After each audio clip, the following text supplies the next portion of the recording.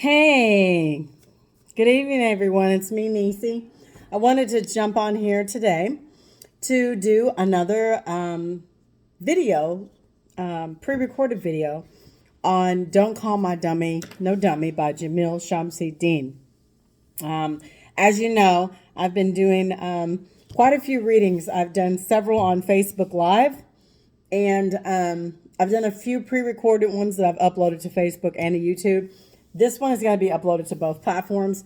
I want to make sure that I'm capturing both audiences. Though I don't have a large following, it's still good to share the information, right?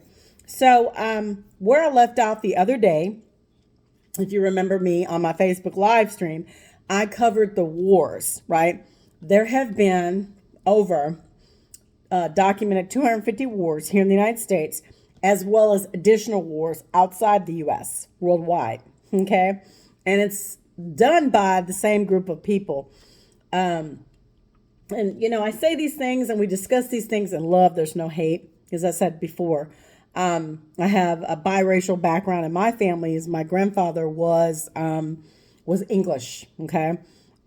He was, as lack of a better word, Anglo-Saxon or white, my mother's father. So, there was no hate, no prejudice when I say this, but in all actuality, it is true to state that, as we know, we've read, there were over 500 tribes here in the Americas, in the U.S., prior to the colonizers arriving and restructuring the United States, right? After our last Khan was executed, Lincoln, there were a lot of changes and restructuring that took place. So you eliminated the 500 tribes and formed them into 5 civilized tribes. And with the passing of the Dawes Act, you had people that came over to our shores and they were imposters. And that's true. That's factual information that anybody can go look up. I am going to be reading from, again, this book, Don't Call My Dummy No Dummy. We got a page marked here where I left off the other night. If you haven't seen the others videos, please pop over to my Facebook page, which is where I'm going to be streaming this one or uploading this one. It's under Nisi Denise, okay? All right, so let's read. I'm starting from page 143. It says, facts through the time that support my thoughts. Okay, so we're going to go over the court case that lays in this information, so you have to pay attention to what I'm going to be reading here. So we covered the wars. All right, now we're going to cover this court case. For the next few pages, I will place documented facts copied verbatim for you to read and review, and hopefully your mind will start spinning and open up to decipher the lies told to denationalize our people and rob us of our heritage and our posterity. I pray you will come together and grow towards the future as a strong family unit. Below, I start with passages from the United States documents to start your journey into Wonderland, okay, into this discovery. And I'm going to simply say with this book, he has this book out, which you can order on Amazon. And he has this book, the second, part 2, okay? When you replace his genealogy and lay your own genealogy in, this is the proof that you have for who you are. Okay, that you can pass on to your children and your children's children, which is what I'm doing. Okay, so it says, the people responded versus George W. Hall appellate, and this is October 1854. The disposition, the judgment is reversed, and the cause remanded. And it says, Section 14 of the Criminal Act provides, no black or mulatto person or Indian shall be allowed to give evidence in favor of or against a white man. Held that the words Negro, Indian, black, and white are generic terms designating a race. That therefore Chinese and all other peoples not white are included in the prohibition from being witnesses against whites. This is in 1854 now. Judges Mr. C.H. J. Murray delivered the opinion of the court, and Mr. J. Hindefeld concurred. Although the discoveries of eminent archaeologists and the researches of modern geologists have given to this continent an antiquity of thousands of years anterior to the evidence of man's existence, and the light of modern science may have shown conclusively that it was not peopled by the inhabitants of Asia, but that the Aborigines are a distinct type and such claim a distinct origin. Still, this would not in any degree alter the meaning of the term and render that specific which was before generic. We have adverted to these speculations for the purpose of showing that the name of the Indian from the time of Columbus to present day has been used to designate not only the North American Indian, which is here in the United States, but the whole of the Mongolian race, and that the name, though first applied probably through mistake, was afterwards continued as appropriate on account of the supposed common origin. I'm going to read that again. So let me just break it down to you. And like I said, I have multiple races within my family. I can go down a list of how many races we have. There's no hate towards what I'm getting ready to say. The people that are on these reservations, which we call Mongolians, all right, no hate towards you whatsoever. A lot of you don't know who you are and you've been taught a certain thing and it's not the truth. Or your ancestors knew the truth and you weren't told the truth. Or you may know the truth, but you're just sticking to the agenda. You're here on this land, on our ancestral soil, pretending to be something that you're not. I'm just saying. And I mean, it's in these pages. And we can go pull the documents. This is a court case. You can go research it for yourself. So I'm going to read this one more time. We had averted to these speculations for the purpose of showing that the name of Indian from the time of Columbus to the present day has been used to designate not alone the North American Indian, but the whole of the Mongolian race, and that the name, though first applied probably through mistake, was afterwards continued as appropriate an account of the supposed common origin, that this was the common opinion in early history of American legislation and cannot be disputed, and therefore all legislation upon the subject must have borne relation to that opinion.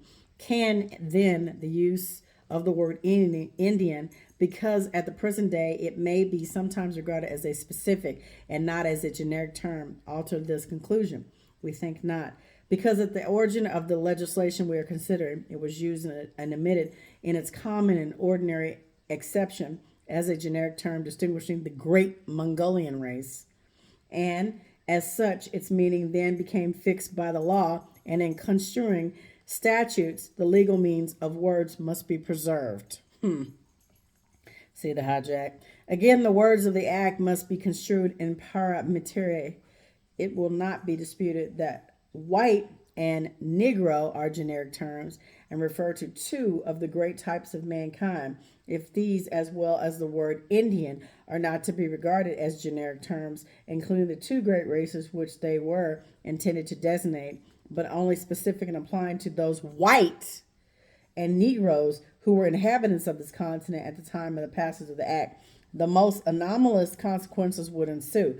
The European white man who comes here would not be shielded from the testimony of the degraded and demoralized caste, while the Negro, fresh from the coast of Africa, there's a hijack, or the Indian of the Patagonian, the Kanaki, or the South Sea Islander, or the New Hollander would be admitted upon the arrival to testify against white citizens in our courts of law.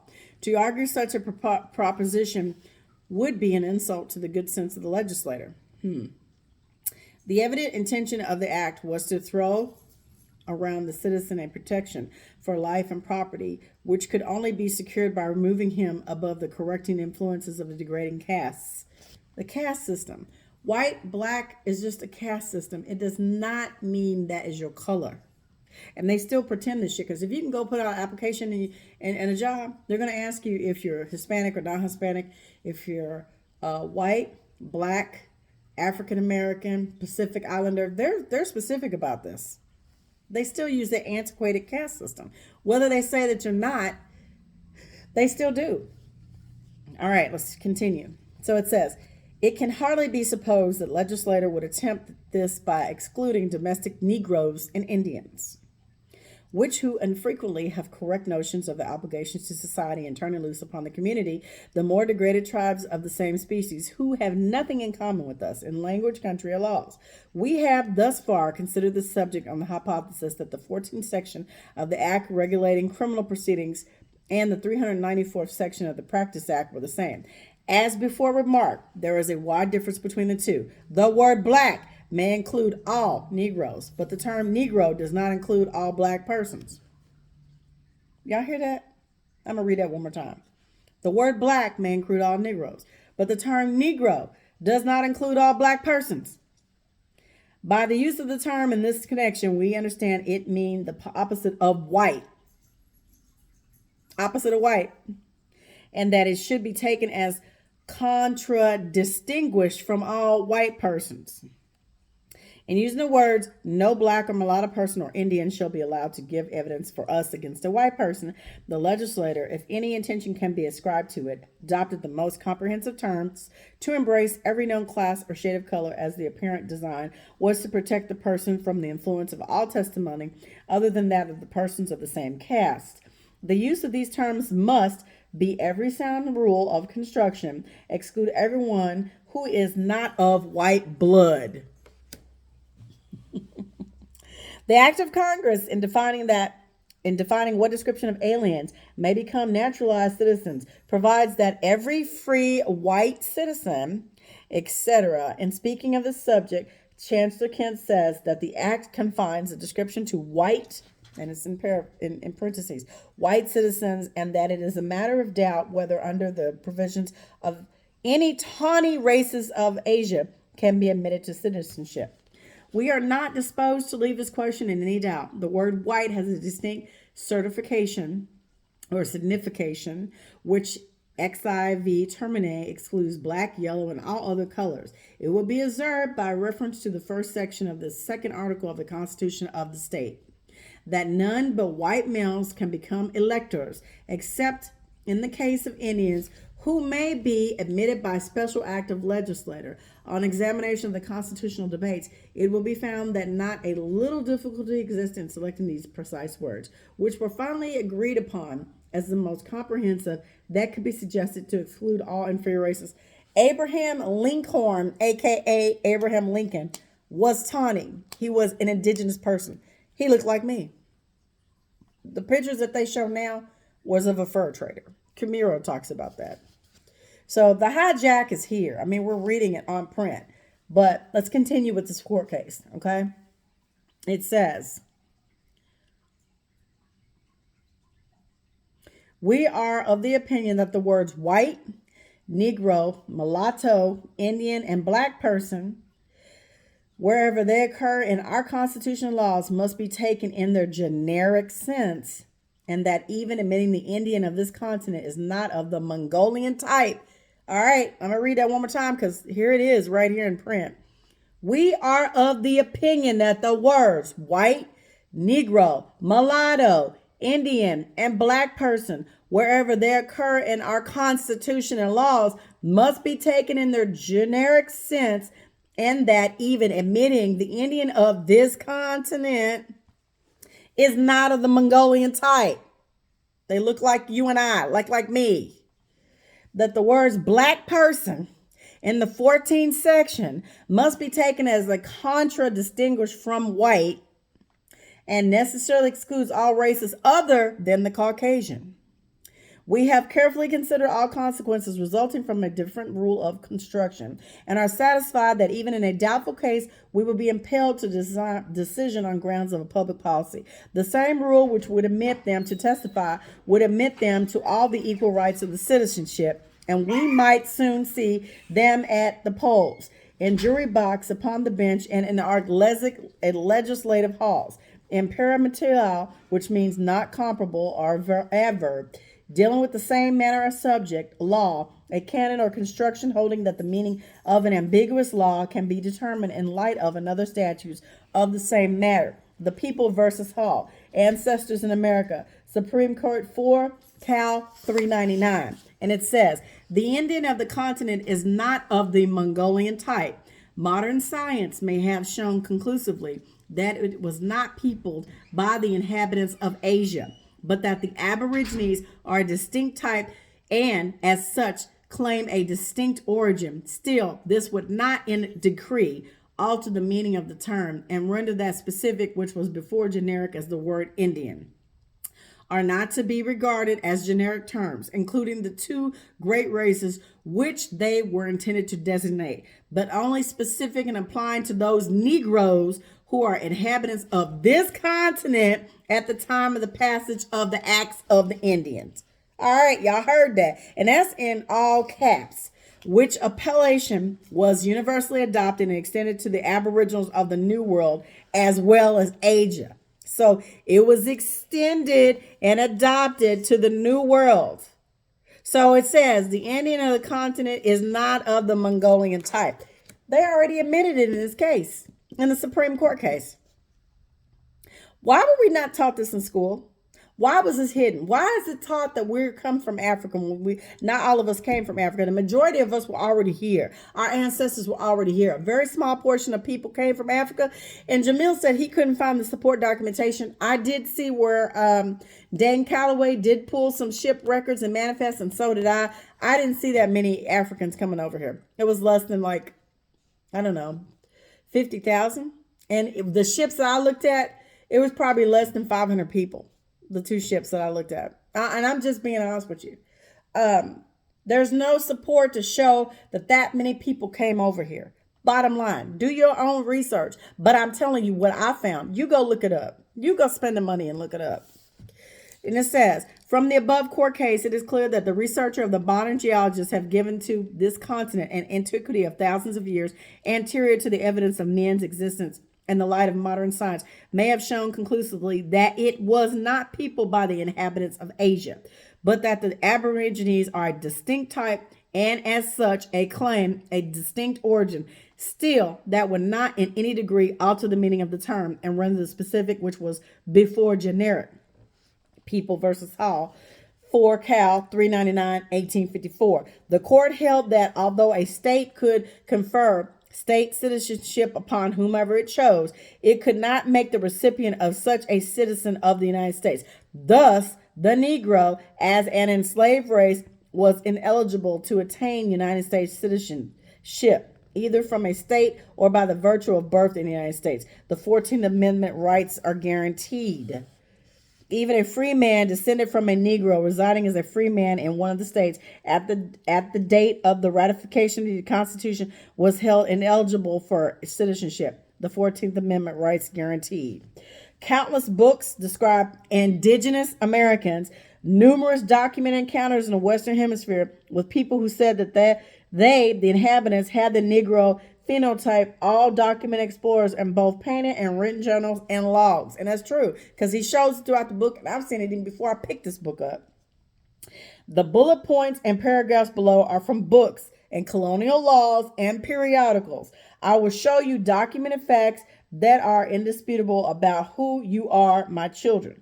Please walk away at the end of this reading and claim your heritage for your posterity and your future generations.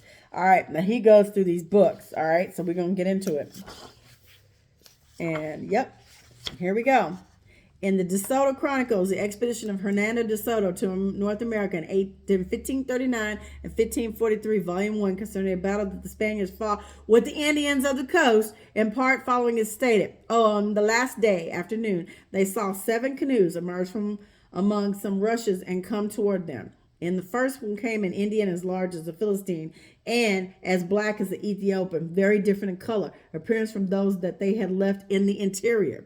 Standing in the bow of his canoe, the Indian said to Castilians in a gruff and haughty voice, "These vagabonds, idlers, without honor or shame, who go along this shore, disturbing its natives, you are to leave this place immediately by one of those 2 mouths of this river. If you do not want me to kill all of you and burn your boats, see that I do not find you here tonight, or not a man of you will escape with his life."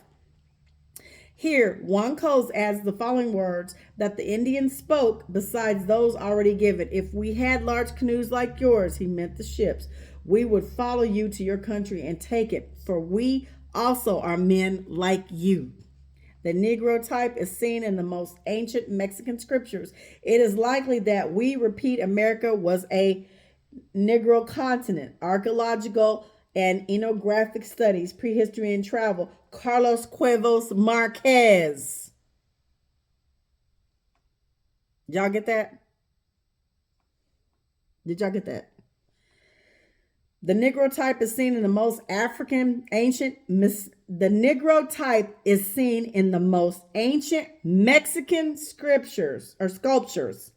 It is likely that we repeat America was a Negro continent. Archaeological and ethnographic studies, prehistory and travel. Carlos Cuevas Marquez. History of America before Columbus, according to documents approved authors by De Rue Peter, 1839-1926, publications date 1900. Topics: Indians, Indian publishers, Philadelphia and London, J.B., Volume 1, page 306. Father Rome, one of the first 12 missionaries after Columbus's discovery, states that a black people came to Haiti from the southeast who had darts of Guinan, and composition of gold, silver, and copper, and were called the Black Guineas.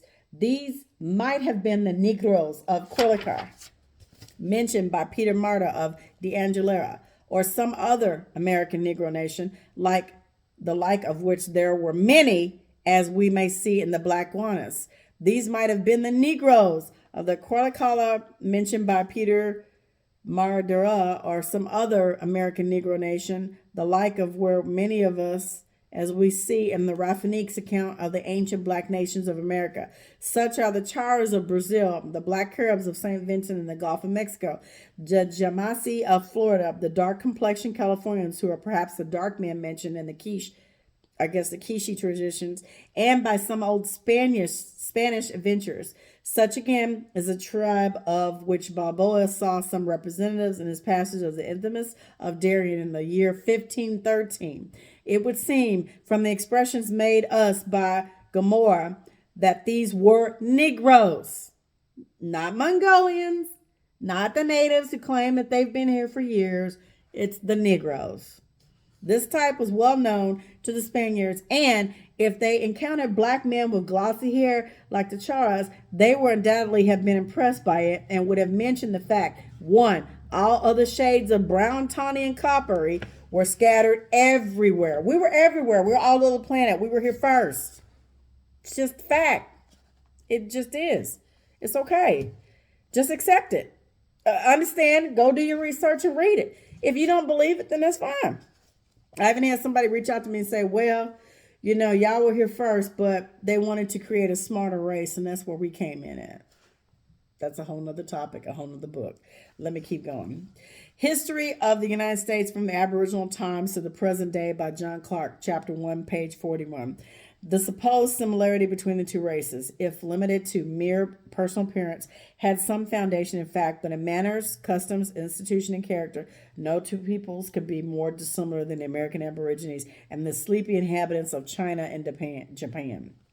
David Weston, University of Michigan Library, Negro. Original title, Negro, volume and page 1, 1751, page 76 to 79. Author, Johann Heinrich Samuel Formy.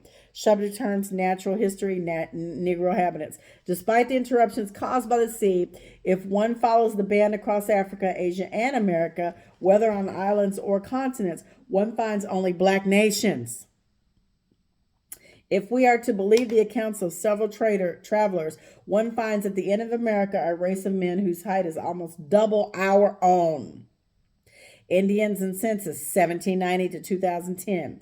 1820, Indians living off reservations would have been recorded in the free colored persons categories. I'm going to highlight that.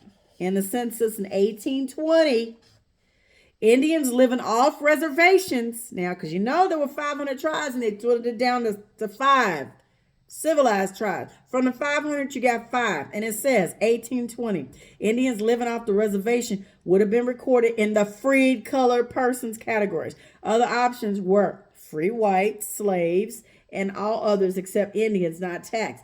There was no Indian category until 1860, y'all. And y'all can go look that up, nativeheritageproject.com, 2013, and it gives you the .https. It gives you the website. The synonym for Aboriginal and American laws is Indians. Okay? Black's Law Dictionary, second edition, definition: the Aboriginal inhabitants of North America, a separate and distinct community or body of Aboriginal Indian race of men found in the United States. Indians. Black Laws Dictionary, second edition, definition: the Aboriginal inhabitants of the North America. Frazee versus Spokane County, 29 Washington, 278, 69 Pox, 782. Indian country. This term does not necessarily import territory owned and occupied by the Indians, but it means all these portions of the United States designated by the name and the legislation of Congress. Walters versus Campbell. Okay, it gives you the court case. Indian tribe, a separate and distinct community or body of the Aboriginal Indian race of men found in the United States. Gives you another court case. Montoya, and it gives you long numbers here. Cherokee Nation versus Georgia. 5 petition. A secure assumption is that Native Americans from Virginia's northern and western frontiers all the way to the lower Mississippi River were shipped out of Virginia to the Caribbean ports, sold into other colonies, or kept on the Virginia plantations where they labored as slaves. Many Indians so displaced were packed onto strange vessels and carried across strange waters to another strange country, forced to labor in other men's fields for other men's benefit. Indian slavery in the colonial Americas. Allen Galney, page 97. So y'all hear that? So instead of them flipping the script, the history was told to us reverse. I have several books. White Cargo. There's another book on white slavery.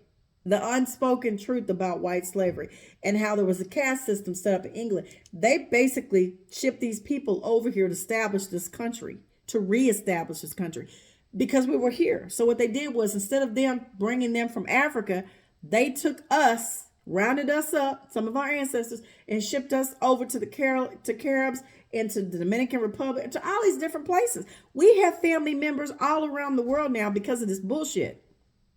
And we are lost here in the United States because we still consider ourselves to follow that bull crap agenda that they're pushing about us being Moors, or that they're pushing about us coming from Africa. Out of Africa theory. That's bullshit. I just read to you what has happened.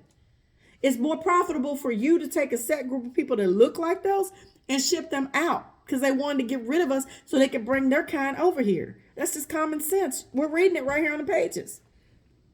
Go get the books yourself. Read it yourself. Go to the Library of Congress and pull the documents yourself.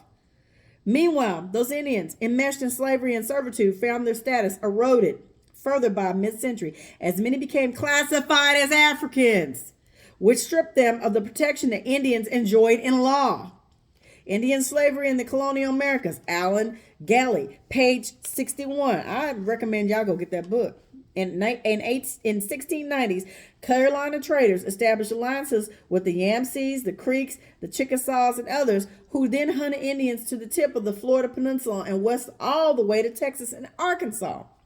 Tens of thousands of Indians were enslaved, most exported from the South to the West Indies and the more northerly mainland colonies. Not until the end of the second decade of the 18th century would this massive trade in Native Americans begin to subside in the South, down here where I am.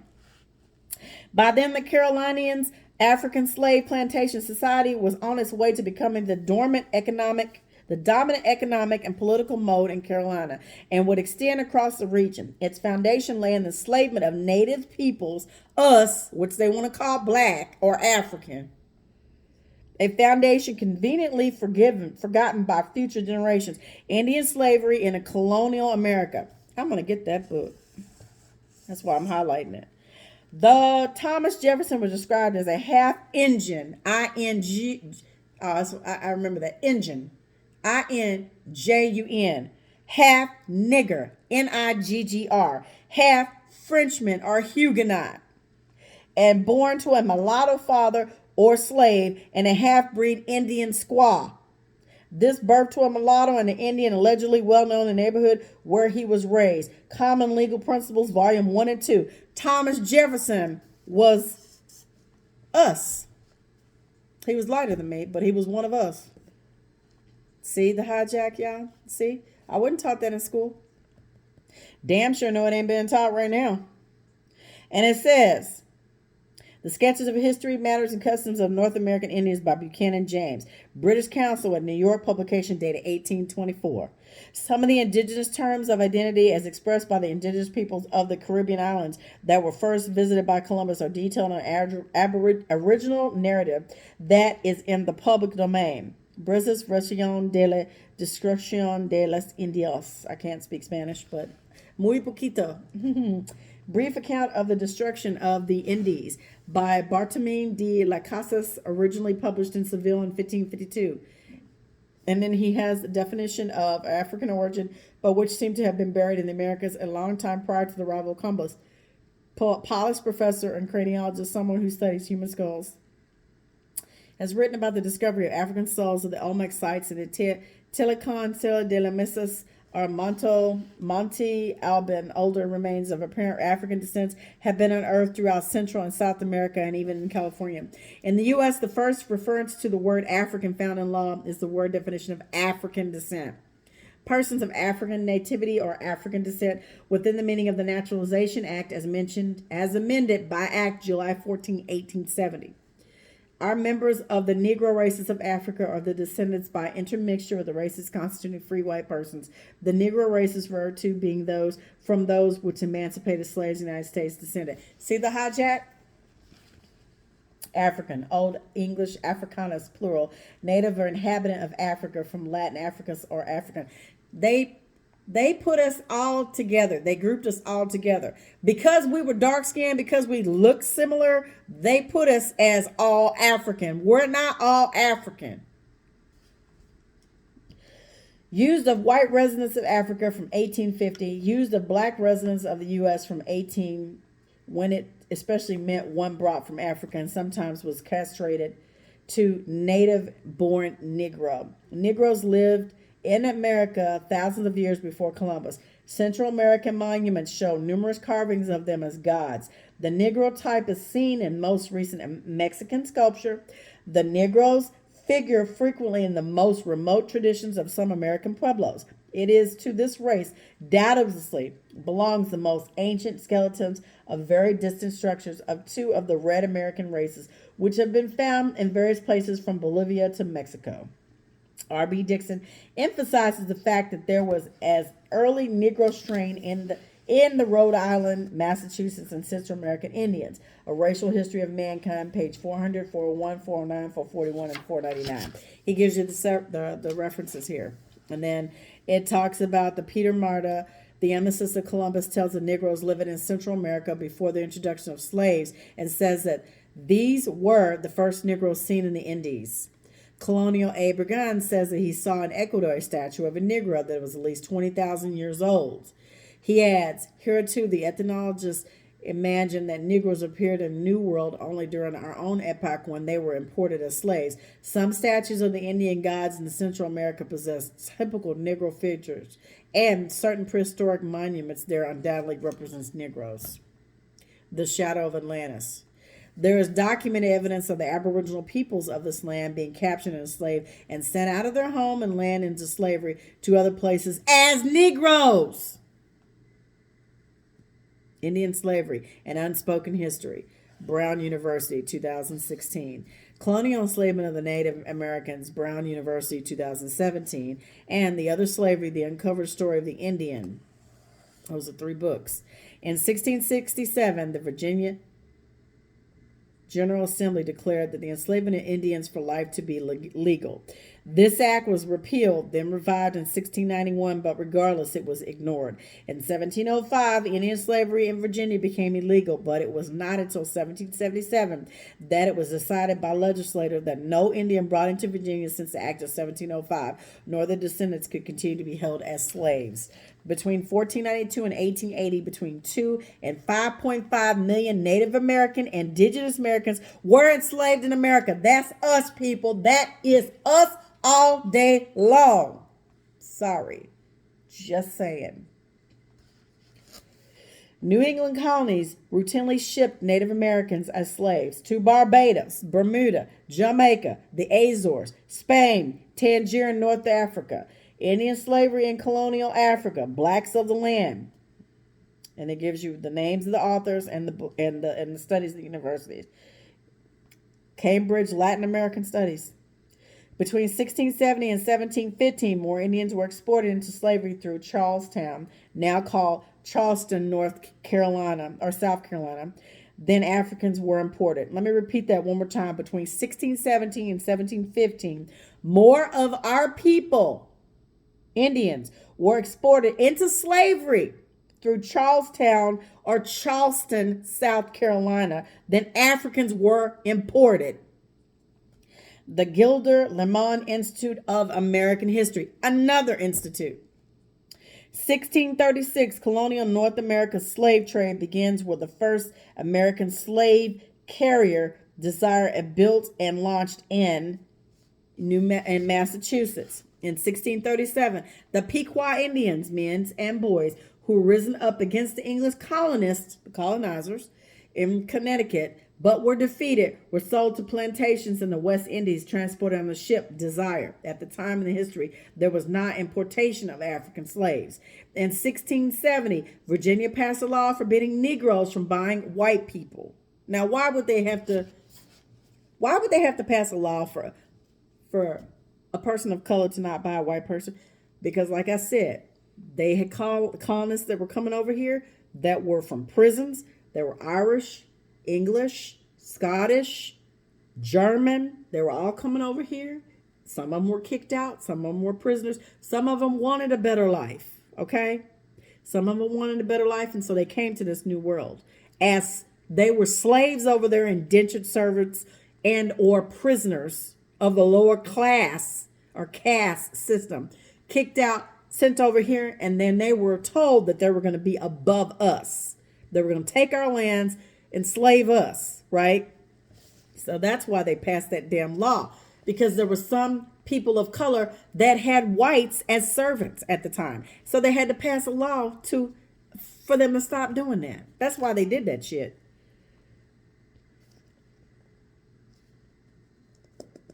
1670, Virginia passed a law forbidding Negroes from buying white people. Virginia repeated the same law in 1748, and in 1818, the law was passed in Louisiana because Negroes were buying white people in such numbers. Because Negroes were buying white people in such numbers. They didn't teach that shit to us in school. Did y'all hear about that? Because it's a law. It's a law. It was passed. Y'all can go look it up. It's on the books. Act 5, Laws of Virginia, October 1670 reads, no Negro or through baptized and enjoying their own freedom shall be capable of such purchase of a white or Christians, but yet not debarred from buying any of their own kind. So they could buy people of color, or what they want to call black or African or Negroes, but they couldn't buy no white person. That was stopped.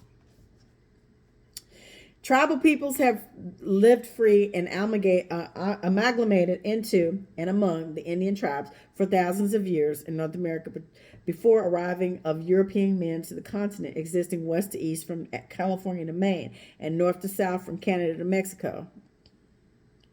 Dark-hue indigenous natives or Indians, people like me, were reclassified to Negro in color in the 17 to 1800s, period. Point blank simple. Go look it up yourself. And for all of those who see this video, who say that's a lie, go do your own damn research, because it's on paperwork. It's in our laws, and it's researchable where you can go look stuff up for yourself. So stop saying that the people that are on these reservations are the true people that should be here. Now, I'm not going to say that there weren't any white people that were here, because out of all the births in the United States, there's over 200 births per year where two people of color like myself can have a pure white baby, a Caucasian baby. And that's genetically possible. You can look that up too. So there were some people that were light-skinned. I'm not going to say white. I'm going to say light-skinned. Light-skinned that were born with dark or indigenous parents. That's a true thing. Go look that up. For all you naysayers. 1723, Virginia. That all free Negroes, mulattoes, and Indians, except tributary Indians to the government, male and female, above the age of 16, and all wives of such Negroes and mulattoes or Indians should be accountable tithables. I like how they say except tributary Indians to the government. in Act number 16, October 1748. I guess that's what it is. Act number, number 10 or 11. Yeah. No, Act 9, October 1748. No Negro, mulatto, Indian, although a Christian or Jew, Moor, or Mohammedan, shall purchase any Christian white servants.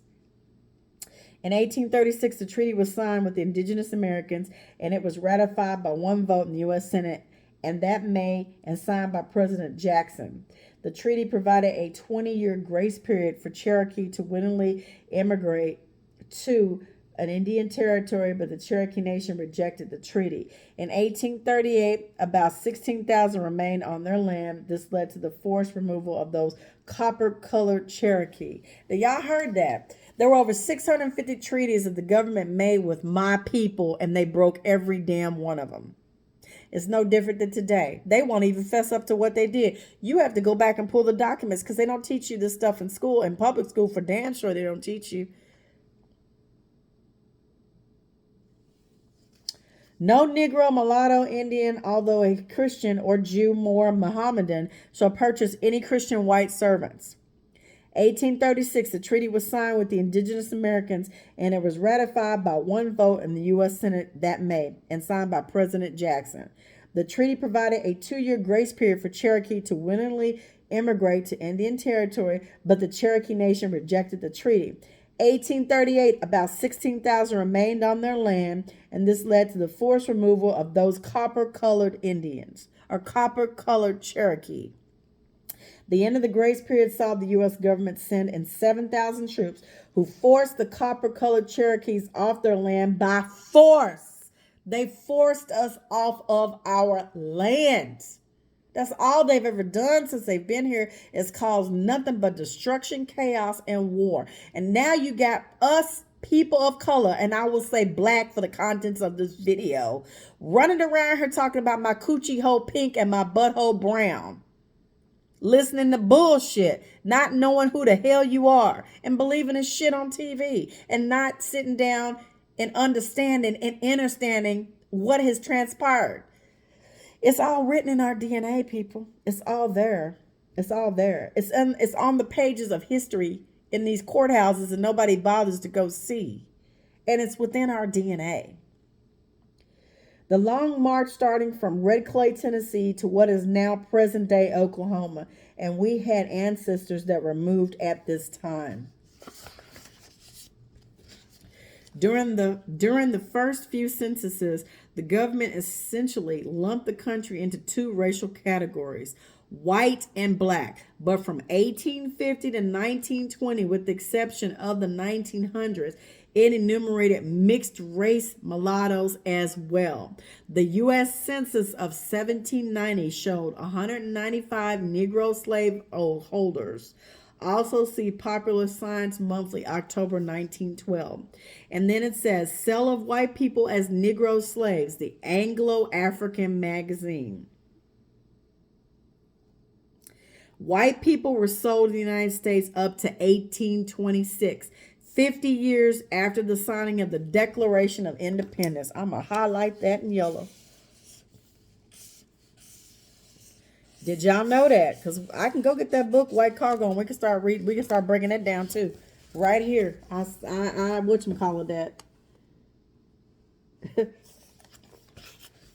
I'm going to say it one more time for y'all that knocks and a thick skull.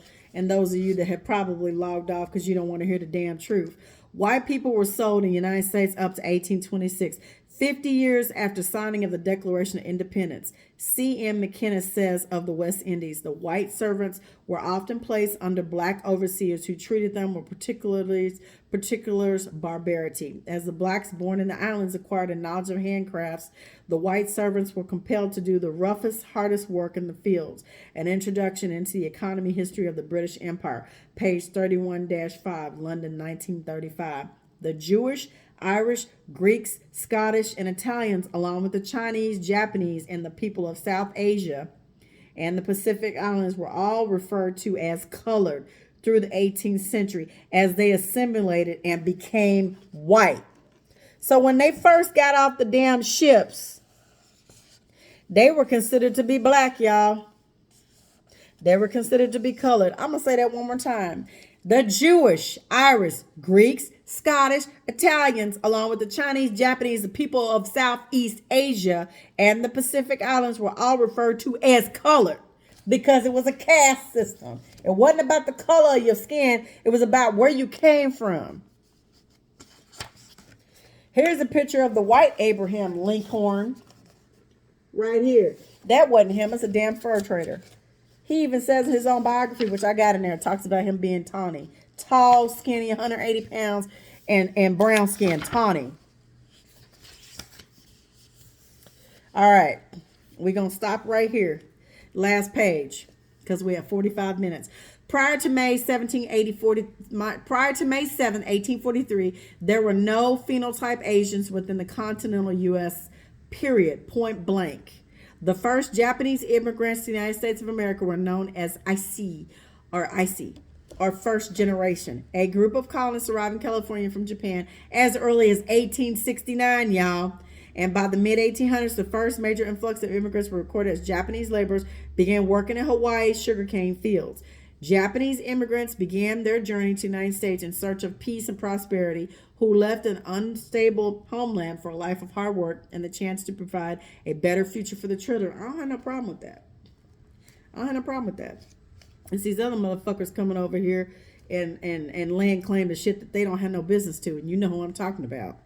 The U.S. first ambassador to the Japan, a 14-year-old fisherman by the name of Majaro, is considered America's first Japanese immigrant, arriving in the country on May 7, 1843, by way of the whaling ship.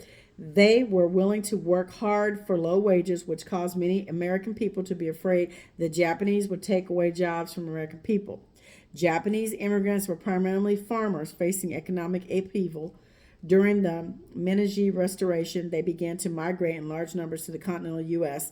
Japan, Korea, and South Asia immigrants also arrived in the continental United States, starting from the late 1800s and onwards to fill demands for labor. And they're still coming in today with the Chinese people who are getting cards and cars, and they're not standing in those shelters. They got houses, people. They got houses. And I believe there's going to be an uprising coming soon, but that's another video. Y'all not paying attention, but I am. Some of y'all are. Between 1886 and 1911, more than 400,000 men and women left Japan for the U.S., and over 28,000 Japanese migrated to Hawaii. The point of history everyone wants to disregard is that the immigrants sparked the Chinese Exclusion Act of 1882 that was signed into law on May 6, 1882, officially titled an act to execute certain treaty stipulations relating to the Chinese. The Chinese Exclusion Act prohibited the immigration of Chinese laborers for 10 years. And they're here today. Like I said, they're coming over here now. They have Chinese police stations in New York. Why is that? That's another video. Just dropping some tea, dropping some knowledge. 3 years later, the Page Act of 1875, Section 141, 18 Statute 477, 3rd March 1875 was the first restrictive federal immigration law in the United States, which effectively prohibited the entry of Chinese women, marking the end of the open borders. 7 years later, 1882, Chinese Exclusion Act banned immigration by Chinese men as well. This was followed by the Immigration Act of 1924, Johnson-Reed Act, including the Asian Exclusion Act and the National Origins Act. Was a United States federal law that was prevented immigration from Asia and set quotas on number of immigrants from the Eastern Hemisphere. And here's some articles. Chinese slave girls landed as U.S. daughters. Yep, you landed as native daughters. So I'm going to stop right there. I'm stopping at page 159 for you guys. Yeah. This just tells you that there's a lot of research that needs to be done. If you guys don't believe what he's telling you, you need to do your own research. I, in fact, know I feel 99.99% sure that this information is correct. And if I was to go and do a search on any of this information in here, that I would come back with the same conclusion. He's laid it all out here. He's given you the court cases. He's giving you the sources. He's referencing the the laws that are on the books that you can go look up. He's got it right here. Chinese Exclusion Act prohibited the immigration of Chinese laborers for 10 years. Why do we have open borders right now to these days? Why? Why are they still allowing this country to be bombarded? The Fair House. Okay, I'm skipping ahead because we're going to redo some more reading, but I'm stopping. But I just saw this one part. The Fair Housing Act of 1968 was the culmination of a campaign against housing discrimination and was approved at the urging of President Johnson 1 week after the assassination of Martin Luther King Jr. These people weren't Native Americans; they were blacks, the American Indians. So yeah, Plymouth Rock landed on us. They came over here, saw the land for the taking, and set up shop. And we were bombarded and attacked on all sides. We were, and our people fought for as long and as hard as they could. And I believe they did take something to lay down and go to sleep and just say, hey, when I wake up, it's over. They got tired of fighting, and they did us a disservice. I'm telling you. I stopped at page 159. We are more than. We're halfway through the book. Well, almost halfway through the book. We're at 159, and I think it goes on. And there's some pictures and stuff in here. And it goes up to like page 369. So yeah, we're halfway through this book. He's got sources all back here of websites, books, encyclopedias, laws, that you can go pull the information and read it for yourself. If you are openly stating that you were brought here, there is nothing stopping you from going home. The rape, murder, and genocide of my people's existence will not be overshadowed by your acceptance in the revisionist history. And that's true. I have to say it. Anybody now who's still believing in this out of Africa theory, y'all need to check y'all shit at the door and go do your research for real. Thank you for joining me, you guys. My attitude right now is that I'm not here for the bullshit. I'm not here for the naysayers. Do your own research. Do your research. This gentleman has put a lot of time and effort into this book, and I really think that every single indigenous, aka black person in the United States needs to read this book, and they need to do their own damn genealogy to see exactly what tribe you're from. Remember, there were over 500 tribes, and they took those 500 and condensed them into 5 civilized tribes. They did over 650 treaties with our ancestors, and they broke every last one of them, the United States government. They have changed our race multiple times and have revised who we are from Indian to Negro to colored to black and now African American. I'm here to state on record, I'm not from no damn Africa. I'm not from no damn Congo. I don't care what them damn fake ass swab tests say in the mouth and all that bullshit. That's not where I'm from. I know where my ancestors told me what tribes they were from, and I am proving that out through genealogy. Anyway, thank you guys for joining me, and I hope you guys have a great night. And remember, be the change that you want to see all around this planet, and be the spark that you want to see, because there are a lot of people who are of color that are lost and they do not know who they are, and it's up to you and I to make a positive change and to lead by example for these others knock knocks, because they don't want to accept the truth and they don't want to wake up. Not my problem. All we can do is deliver the message and keep moving from there, and I say that in love. You guys have a great night. Peace.